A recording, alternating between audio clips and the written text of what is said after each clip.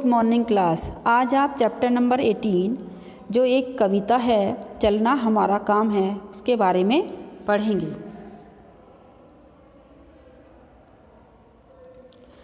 जैसे कि कन्फ्यूशियस का एक थॉट इसमें लिखा हुआ है, महानता कभी ना गिरने में नहीं अपितु हर बार गिरकर उठने में है। मतलब कि अगर हम किसी भी काम में एक बार असफल होने पर असफलता को स्वीकार कर लेंगे कि नहीं ये तो हमसे होगा ही नहीं, महानता उसमें नहीं है। हमारी महानता है कि हम बार बार उसको करें और ज़्यादा उत्साह के साथ उठें, लगन के साथ उसको शुरू करें, उसमें हमारी महानता है। तो इसी के बारे में ये बात कही गई है, ये पोयम। गति प्रबल पैरों में भरी फिर क्यों रहूं दर दर खड़ा। जब मेरे पैरों में बहुत प्रबल, बहुत बड़ी, बहुत अच्छी तेज गति भरी हुई है, गति मतलब स्पीड, तो फिर मैं क्यों रहूं दर दर खड़ा। मैं किसी के दरवाजे पर, दर दर कहते हैं कहीं कहीं पर, कभी यहाँ कभी वहाँ कभी वहाँ, कहीं कहीं पर क्यों खड़ा रहूं।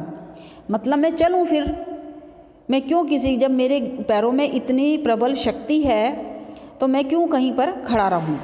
जब आज मेरे सामने है रास्ता इतना बड़ा, जब मेरे सामने इतना बड़ा रास्ता पड़ा हुआ है, जब तक न मंजिल पा सकूं तब तक मुझे न विराम है, चलना हमारा काम है। तो मुझे यह सोचना चाहिए कि जब तक मैं अपनी मंजिल पर ना पहुंच जाऊं, जो भी उसकी मंजिल है, जो भी उसका उद्देश्य है, जो भी उसका लक्ष्य है, तो जब तक वह अपनी लक्ष्य तक न पहुंच जाए तब तक मुझे न विराम है, मतलब तब तक मुझे आराम नहीं है। विराम का मतलब आराम, रुकना, ठहरना। तो मैं जब तक नहीं ठहरूंगा, और क्योंकि चलना हमारा काम है। अब काम करना हमारा कर्तव्य है, हमारी ड्यूटी है, उसके बाद उसका फल देना, मंजिल तक पहुंचाना, अपने लक्ष्य को हमें प्राप्त कराना, वो ईश्वर का काम है। कुछ कह लिया, कुछ सुन लिया, कुछ बोझ अपना बंट गया, अच्छा हुआ तुम मिल गए, कुछ रास्ता ही कट गया। कुछ कह लिया, कुछ सुन लिया, कुछ बोझ अपना बंट गया। हमने यहाँ पर हम जब आए तो हमने औरों से कुछ कह भी लिया है, और जो औरों ने कुछ कहा है वो हमने सुन भी लिया है। इस तरह से अब अपने मन की बात जब हम बांट लेते हैं, किसी से कह देते हैं, दूसरे की सुन लेते हैं, तो मन का बोझ हल्का हो जाता है। तो इसलिए कहा गया है कि कुछ बोझ अपना बंट गया। जो हमारे ऊपर इतना बोझ था, हम जिससे परेशान थे, जो हमारे दिमाग में इतनी परेशानियाँ थी, वो हमारा बोझ थोड़ा सा बंट गया, थोड़ा सा कम हो गया। और अच्छा हुआ कि तुम मिल गए, किसी के भी बारे में कह रहा है कवि कि अच्छा हुआ आप मिल गए, हमारा आपके द्वारा ही कुछ रास्ता कट गया। रास्ता किसका? जीवन का रास्ता कट गया, मतलब टाइम निकल गया, गुजर गया। क्या रहा मैं परिचय कहूँ, राही हमारा नाम है, चलना हमारा काम है। तो वो कह रहे हैं कि मैं तो राहगीर हूँ, तो राह में चलते चलते मैं क्या अपना इंट्रोडक्शन दूँ, क्या परिचय कहूँ, क्योंकि हमारा नाम तो आप ये सोच लीजिए कि राही है। राही मतलब राह में चलने वाला व्यक्ति, तो राही हमारा नाम है। बस इतना ही परिचय आप मेरा जान लीजिए, चलना हमारा काम है। जीवन अपूर्ण लिए हुए, पाता कभी खोता कभी, आशा निराशा से घिरा, हंसता कभी रोता कभी। जीवन जो है अपूर्णता लिए हुए है, कभी भी हम अपने जीवन में पूर्णता ग्रहण नहीं कर पाते हैं। कभी भी हम ना मन से संतुष्ट होते हैं, ना तन से संतुष्ट होते हैं, ना पैसे से, ना घूमने से, ना सामान खरीदने से। कभी भी हम ऐसा होता ही नहीं है कि अच्छा अब हम बिल्कुल पूर्ण रूप से संतुष्ट हैं अपने मन से, जो हम चाहते थे वो सब कुछ हमको मिल गया, नहीं। तो जीवन तो अपूर्ण लिए हुए है, अपूर्णता से भरा हुआ है। पाता कभी खोता कभी, कभी कुछ मिल जाता है, कभी कुछ खो जाता है। आशा निराशा से घिरा, कभी हम आशाओं में जीते हैं कि हमें बहुत आशा है, ये काम होगा, वो होगा, वो होगा, और जब नहीं होता है तो हम निराशा से घिर जाते हैं, निराशा में जीते हैं। तो इसलिए वो कहते हैं कि जीवन तो हमारा कभी आशा से घिरा हुआ है और कभी निराशा से। कभी हम हंसते हैं, कभी हम रोते हैं। जब हमारे अनुकूल कार्य नहीं होता है तो हम दुखी होते हैं, रोते हैं, और जब हमारे अनुकूल कार्य होता है, हमारे मनपसंद काम होते हैं, तब हम हंसते हैं। तो गति मति ना हो अवरुद्ध, तो कवि कहता है कि ना तो मेरी गति, जो मेरी चलने की गति है, ना वो कभी अवरुद्ध मतलब रुके, और ना मेरी मति यानी कि मेरी बुद्धि कभी रुके, मतलब काम करने से, सोचने से, अच्छी विचार लाने से। तो ना मेरी गति रुके और ना मेरी मति रुके। इसका ध्यान आठों याम है। आठों याम मतलब 8 के 8 टाइम, जो दिन के 8 पहर होते हैं, वो 8 के 8 याम मुझे इस बात का ध्यान रखना चाहिए कि ना मेरी गति रुके और ना मेरी मति रुके, क्योंकि चलना हमारा काम है। इतनी अच्छी पोयम लिखी हुई है कि अगर समझ करके पढ़ो, सोचो इसके बारे में, तो बिल्कुल सही है। इस विशद विश्व प्रवाह में, इस विशद विश्व प्रवाह में किसको नहीं बहना पड़ा, सुख दुख हमारी ही तरह किसको नहीं सहना पड़ा, फिर व्यर्थ क्यों कहता फिरूं, मुझ पर विधाता वाम है। विशद का मतलब बड़ा। इतने बड़े इस विश्व में, इस संसार में, इस दुनिया में जो चल रही है ये दुनिया, किसको नहीं बहना पड़ा। आए और चले गए, आए और चले गए, मतलब जन्म लिया, जिसने जन्म लिया है, जो आया है वो जाएगा भी ज़रूर। तो किसको नहीं ऐसा करना पड़ा इस इतने बड़े संसार में कि जो कोई यहाँ पर आया और वो गया नहीं। नहीं, सुख दुख हमारी ही तरह किसको नहीं सहना पड़ा।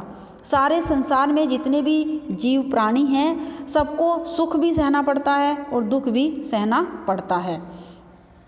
तो कवि कहता है कि जैसे मैं कभी सुख कभी दुख सहन कर रहा हूँ, ऐसे ही यहाँ पर सबको सुख और दुख सहने पड़े हैं। फिर व्यर्थ क्यों कहता फिरूं, फिर मैं बेकार में ही क्यों सबके सामने ये कहता फिर रहा हूँ कि मुझ पर विधाता वाम है। कि विधाता मतलब भगवान, कि भगवान मेरे विरुद्ध है। वाम का मतलब विरुद्ध, मेरी मन के विपरीत। विरुद्ध मतलब विपरीत, यानी कि मैं ऐसे ही बेकार ही यूँ कहता फिर रहा हूँ सबसे कि यार ईश्वर ने मेरे साथ ऐसा कर दिया, वैसा कर दिया, मेरी तो इच्छा कभी पूरी नहीं होती। ये गलत बात है, क्योंकि जो यहाँ पर आया है संसार में वो अवश्य ही जाएगा। प्रत्येक के जीवन में हमेशा एक जैसा समय नहीं रहता है, कभी सुख है तो कभी दुख है। क्योंकि फिर भी हम यही कहेंगे कि चलना हमारा काम है। हमारे मार्ग में, हमारे जीवन में, हमारे परिवार में, हमारी अपने कार्य में कितनी भी बाधाएं आ जाएं, फिर भी हम आगे बढ़ते रहते हैं, क्योंकि हमारा कर्तव्य ही यही है। अगर एक ही बात को लेकर के बैठ जाएंगे, उसी के बारे में सोचते रहेंगे, तो उससे कोई भी काम नहीं बनेगा। मैं पूर्णता की खोज में दर दर भटकता ही रहा, प्रत्येक पग पर कुछ न कुछ रोड़ा अटकता ही रहा, पर हो निराशा क्यों मुझे, जीवन इसी का नाम है, चलना हमारा काम है। कवि कहता है कि मैं इसी खोज में फिरता रहा, दर दर भटकता रहा, कभी यहाँ कभी वहाँ घूमता रहा कि मैं पूर्ण हो जाऊँ, मुझे पूर्णता मिल जाए, मुझे जीवन में पूर्णता मिल जाए, मुझे संतुष्टि मिल जाए, मैं संतुष्ट हो जाऊँ। परंतु प्रत्येक पग पर कुछ न कुछ रोड़ा अटकता ही रहा। परंतु ऐसा कभी हुआ ही नहीं कि मुझे पूर्णता मिली। और प्रत्येक पग पर, हर उस पर रास्ते पर मुझे कुछ न कुछ बाधाओं का सामना करना पड़ा। कोई ना कोई मेरी काम में बाधा यानी कि रोड़ा अटकता ही रहा। पर हो निराशा क्यों मुझे, परंतु फिर भी मुझे क्यों हो निराशा। कवि ये कहता है कि मैं फिर भी चाहे जो भी हो रहा है, मैं निराश क्यों हूँ। जीवन तो इसी का नाम है। जीवन में जब जो कोई आया है वो जाएगा, आएगा तो उसे बाधाओं का भी सामना करना पड़ेगा, उसे परेशानियां भी झेलनी पड़ेगी, उसे मुसीबतों से भी निकलना पड़ेगा। कभी उसके घर में सुख भी आएगा, कभी दुख भी आएगा। उससे मैं निराश क्यों हूँ, क्योंकि चलना हमारा काम है। कुछ भी हो जाए हमें तो चलना ही है। कुछ साथ में चलते रहे, कुछ बीच ही से फिर गए, पर गति ना जीवन की रुकी, जो गिर गए सो गिर गए, चलता रहे हरदम, उसी की सफलता अभिराम है, चलना हमारा काम है। कुछ व्यक्ति, कुछ लोग, कुछ बातें, कुछ काम, कुछ व्यक्ति, कुछ ऐसे काम जो है हमेशा साथ चलते रहे, और जो कुछ है ऐसे बीच में ही हमारा साथ छोड़ गए।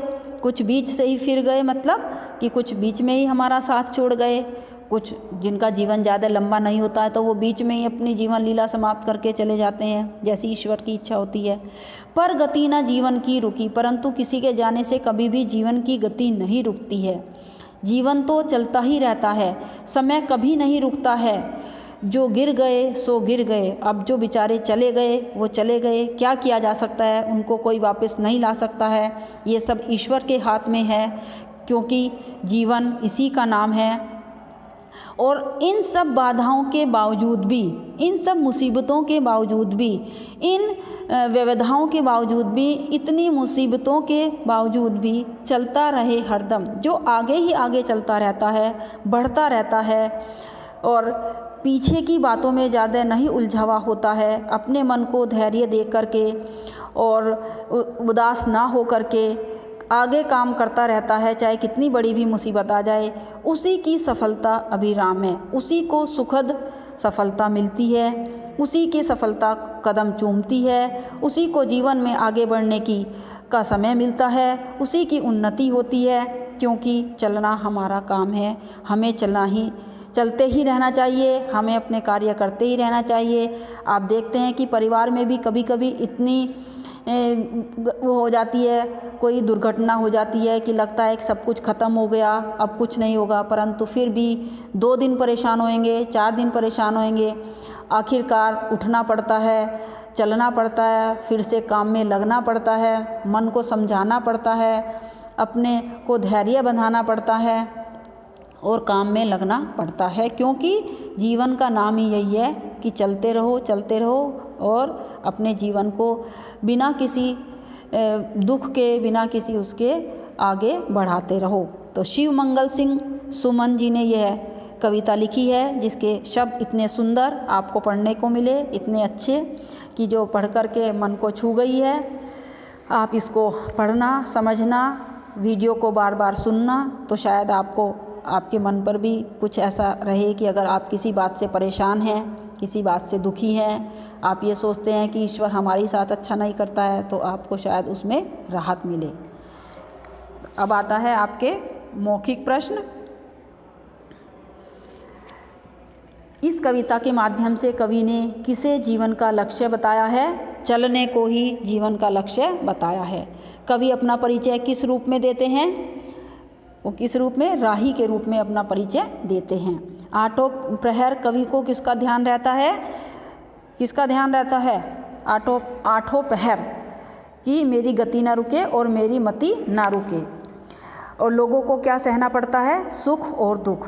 कवि किसकी खोज में भटकते रहे? पूर्णता की खोज में। तो यह है आपके मौखिक प्रश्न, और इसके लघु उत्तरीय प्रश्न और दीर्घ उत्तरीय प्रश्न आपको असाइनमेंट्स में भेज दिए जाएंगे। और क्वेश्चन नंबर 2 क्या है? निम्नलिखित पंक्तियों का भाव स्पष्ट कीजिए। ये कटा हुआ है, ये रहने दीजिए और आप अपनी इस कविता को फिर से पढ़ना। Okay class, thank you so much, God bless you.